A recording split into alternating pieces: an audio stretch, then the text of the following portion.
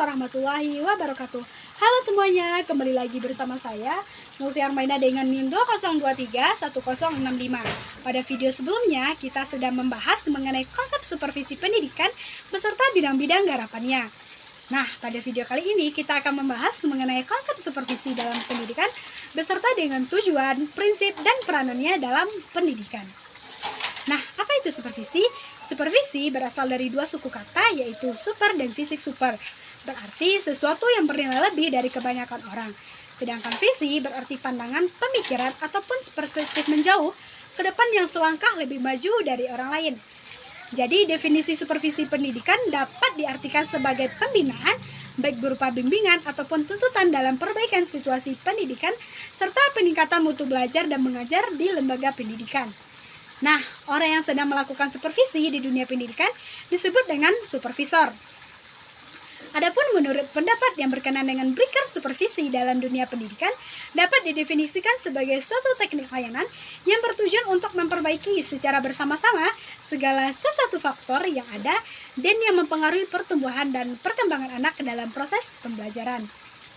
Nah, dari pengertian di atas dapat kita ambil inti atau ruang lingkup dari kegiatan supervisi pendidikan, yaitu kegiatan memperbaiki segala sesuatu faktor yang berkaitan dengan pertumbuhan dan perkembangan peserta didik dalam menjalani pendidikan. Adapun tujuan di supervisi dunia pendidikan yaitu untuk memberikan layanan dan bantuan kepada guru untuk dapat meningkatkan kemampuan dan skill ataupun mutu mengajar di dalam kelas, sehingga otomatis dapat meningkatkan kualitas dan mutu pendidikan di Indonesia. Nah, teman-teman tahu nggak sih apa saja ruang lingkup ataupun sasaran dalam kegiatan supervisi pendidikan ini? Adapun sasaran dari kegiatan supervisi pendidikan adalah yang pertama untuk mengembangkan kurikulum yang sudah dijalankan di lembaga pendidikan. Selanjutnya untuk meningkatkan kualitas proses belajar mengajar di lembaga pendidikan. Dan yang terakhir adalah untuk mengembangkan kualitas guru ataupun staf yang terlibat dalam proses belajar mengajar di lembaga pendidikan. Nah, lalu bagaimana prinsip dalam menjalankan kegiatan supervisi di dunia pendidikan ini? Adapun prinsip-prinsip utama dalam kegiatan supervisi pendidikan yang pertama adalah ilmiah. Bagaimana yang dimaksud dengan prinsip ilmiah ini? Nah, prinsip ilmiah ini mengimbau mencakup 3 unsur, yaitu sistematis.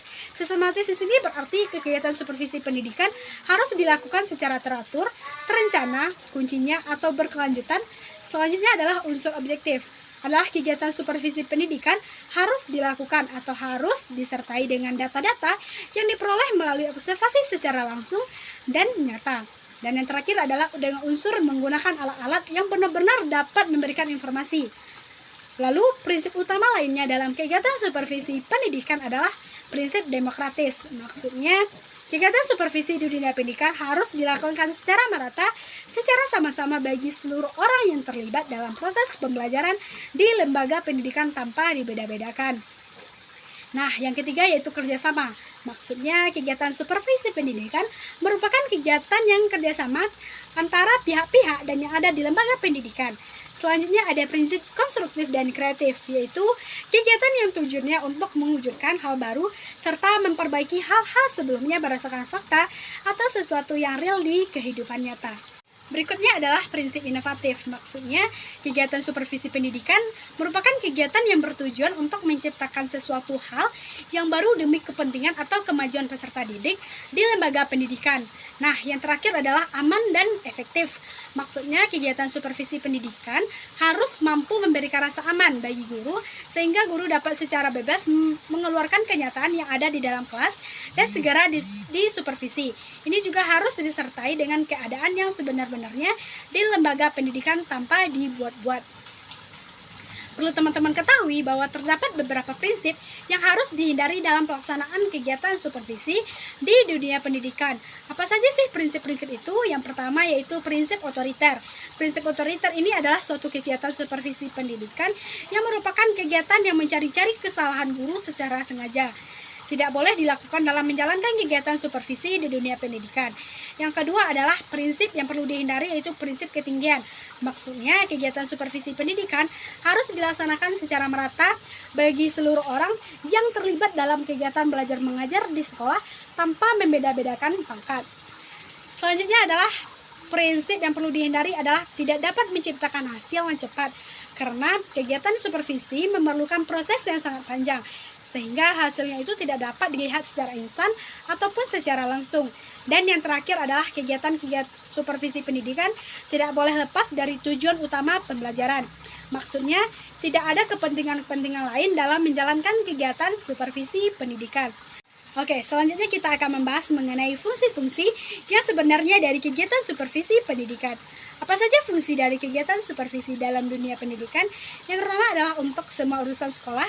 Yang kedua, untuk melengkapi kepemimpinan di sekolah, untuk memperluas berbagai pengalaman sekolah dan stimulasi usaha-usaha kreatif yang ada di sekolah. Lalu fungsi yang ketiga adalah untuk memberikan berbagai fasilitas yang dibutuhkan oleh sekolah ataupun lembaga pendidikan dan untuk melakukan analisis semua situasi belajar mengajar yang ada di lembaga pendidikan, sehingga kesalahan-kesalahan yang ada dapat terdidik ataupun dapat dilakukan perbaikan sehingga dapat meningkatkan mutu ataupun kualitas pendidikan. Adapun fungsi lainnya adalah untuk memberikan pengetahuan dan keterampilan pada lembaga pendidikan, dan yang terakhir adalah untuk memberikan wawasan yang luas dan integrasi antara satu sama lain. Baiklah, sekian penjelasan mengenai konsep supervisi pendidikan pada kesempatan kali ini. Semoga apa yang disampaikan dapat bermanfaat bagi kita semua. Dan apabila terdapat kesalahan, saya mohon maaf. Saya tutup dengan Assalamualaikum warahmatullahi wabarakatuh.